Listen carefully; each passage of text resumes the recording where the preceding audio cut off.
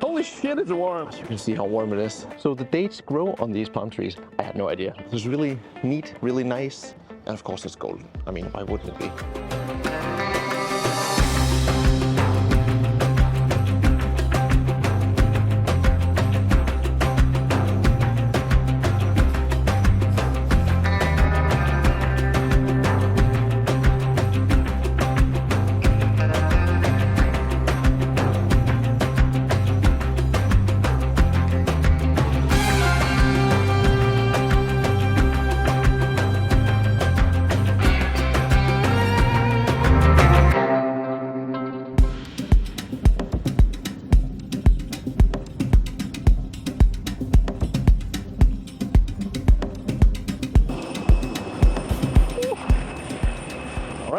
Welcome to Qatar. Holy shit, it's warm. Lovely. Ej, det er virkelig godt, mand. Der, du må også gerne vinke.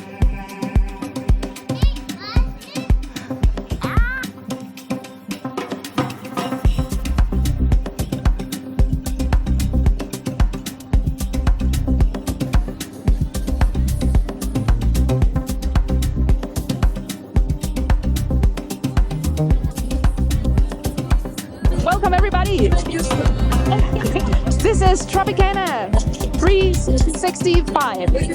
Very nice, very nice, very nice. Yes, yes, very nice. Yes, yes, directly out of Kazakhstan, yes.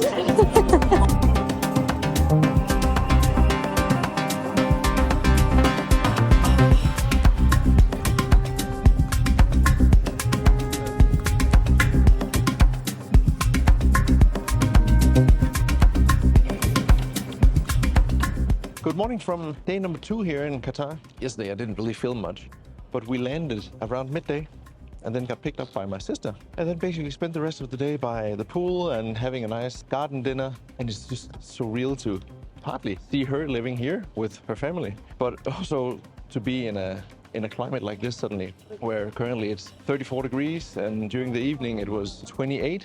And you can sit outside all the time, of course. And it's just complete opposite to the countries that we previously visited prior to coming here. And also, it's so many years since me and Sissel, of course, my wife, we've been places where we've had these temperatures. So it's actually really nice to finally just get some proper warm, basically. So currently, my sister is just taking us around the city to show us. I think today we'll do mainly West Bay, we'll do the big Souq, so the bazaar. Hvad så?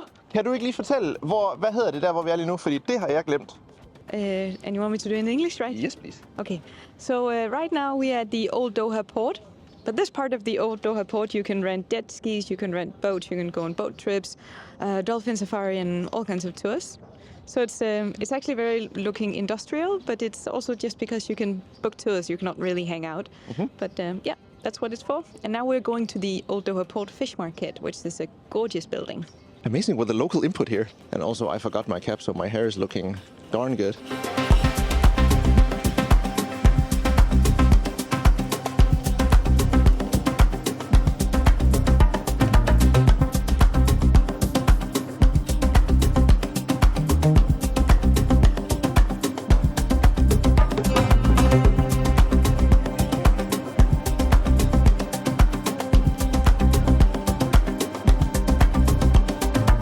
Well, now though, we're actually inside in the fish market, which is lovely air conditioned, so that's nice. I was sweating like a bugger outside. I just came into this fish market. I didn't expect much, but to be honest, it's one of the first fish markets I've ever been to where it doesn't smell of fish and it's pretentiously clean.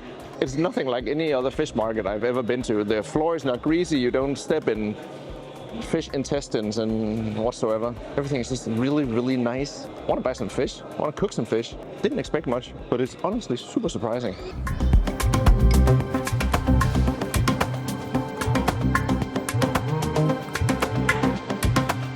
Alright, so we're still walking around the old port, or it's also called the Mina area.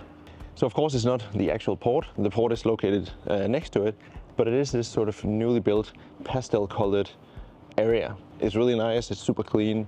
There's like tons of different stores. It's not like too high end. There's also like small supermarkets, grocery stores, clothing shops and so on. And then Everything is painted in these pastel kind of colors, which makes it just super vibey. And on many of the facades on the building, you also have these huge wall paintings, which is super decorative. And also down in the end there you have the fish market that we was also just into, which is again the most clean fish market I've ever been to.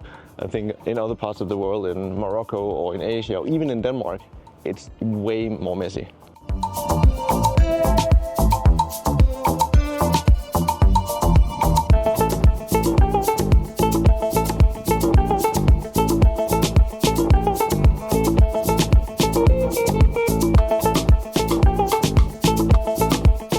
Okay, how is life in Doha? Life is great. Life is great. Life is really, really awesome. We're sitting at the port. Ice cream time. Very nice. Somebody's in the shade, others like the sun.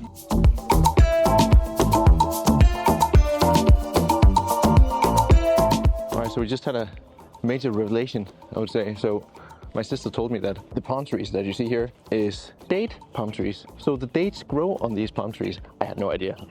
Honestly, I had no idea what dates came from. So yeah, you have banana palm trees or date palm trees. These are then the latter. And because the dates are ripening as we speak, they put bags around them to make sure that they don't fall down during the ripening process and they go to waste basically. Cool, I had no idea that dates came from the palm.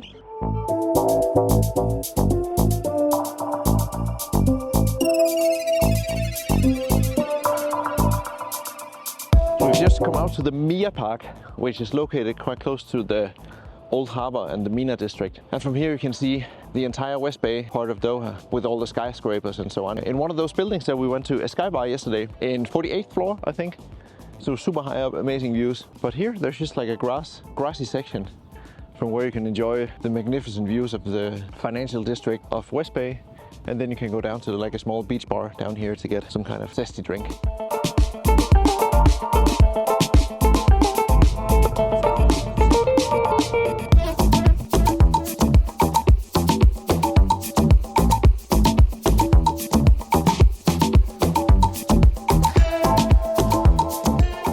How warm it is. We have now made it to the Qanat area, which is, I kind of want to say, like a little Venice. You have like small canals going in between the buildings, and the buildings are very, kind of want to say, like European style. Small balconies. Again, these kind of pastel colors. It's really neat, really nice. There's not a lot of people, but then again, it's also midday, so it is still burning hot. But it's very much like walking in a very fancy European quarter, I would say. But yeah, it's called Qanat.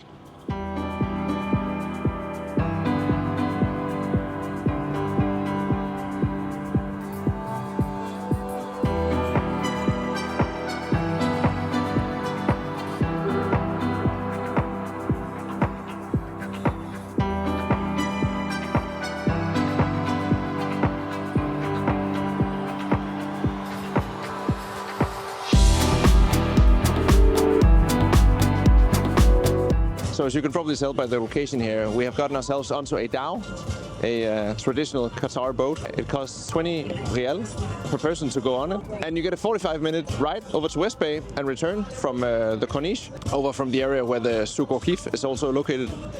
So yeah, 20 rial per person is like $6-7 per person. It's really not that bad.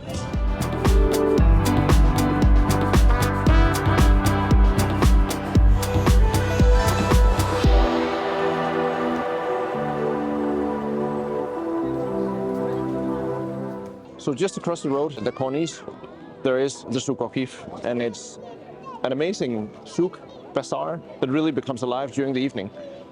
And everyone is out, even small kid, everyone seems to like live for the evening here. And here's a very big thumb.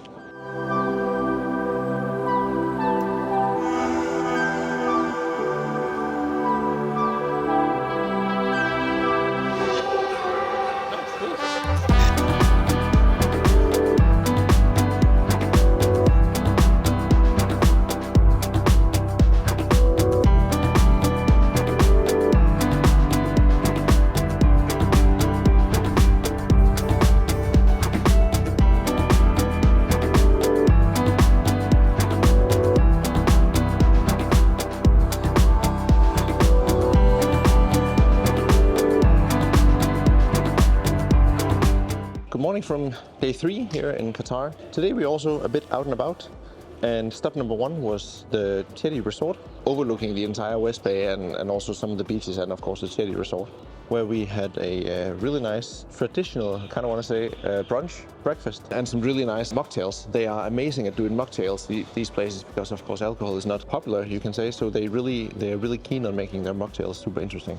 So that was nice. And now we're just walking around the nearby Katara village, which is like this cultural, creative spaces that they have. So you can learn to do music here. There's like also, of course, nice restaurants. So I guess, yeah, it's just like an area supposed to highlight like different skills, and you can come here to do different classes. And there's public toilets everywhere, and they are pretentiously clean again, which is just really nice. It's just so easy being a tourist here. So you never have to think about any nasty toilet facilities or lack of toilets even. Yeah, so easy being a tourist.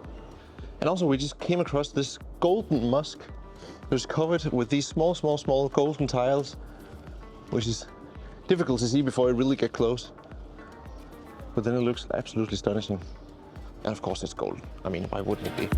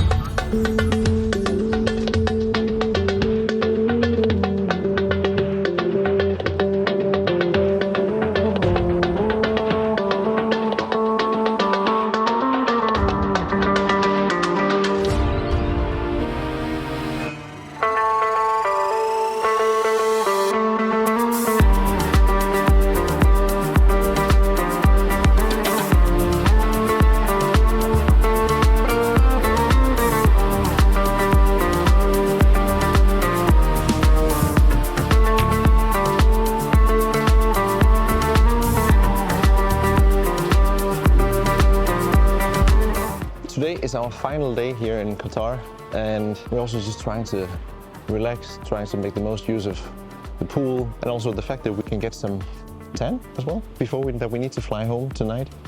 We fly just after midnight. But yeah, yesterday of course we went to the Qatari cultural village, and then basically we spent the rest of the day back here in the compound where my sister lives. And currently I'm walking around the community shared pool. It's also a space where they have a fitness center, tennis court, basketball court, and so on. But yeah, yesterday we just spent the time chilling. I went for a run, Sister went to the gym, and in the evening we just made some nice Mexican food and chilled. Today we went to the Imam Muhammad bin Abdul Wahhab Mosque, also dubbed as the Central Mosque. It's a bit easier to remember.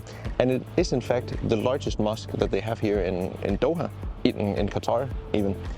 And it holds a capacity of 30,000 people. So of course men and women included, and both outside and inside the main area.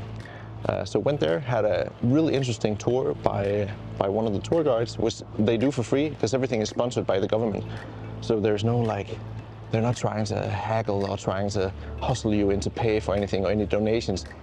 They are just there to tell, and they're just there to not even force any Islam or Muslim knowledge onto you, but they're just trying to enlighten you. And we also had some conversations on some of the differences and some of the similarities, most importantly, between Islam and Christianity.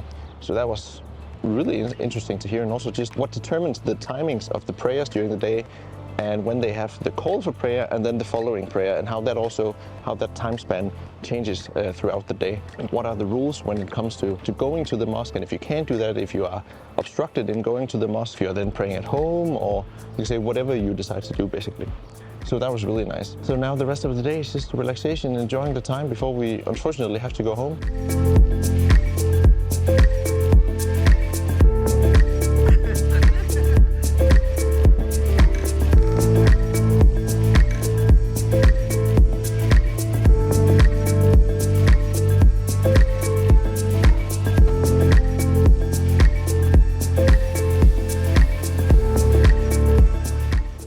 We are back in Hamad Airport. And we just checked in and now walk down to the area called the Orchard. And it smells like a rainforest. I would expect that it's a bit similar to the Jewel that they have in Singapore, but I've just never seen it. So yeah, we basically just have a 7-hour flight to London before we then fly to Denmark.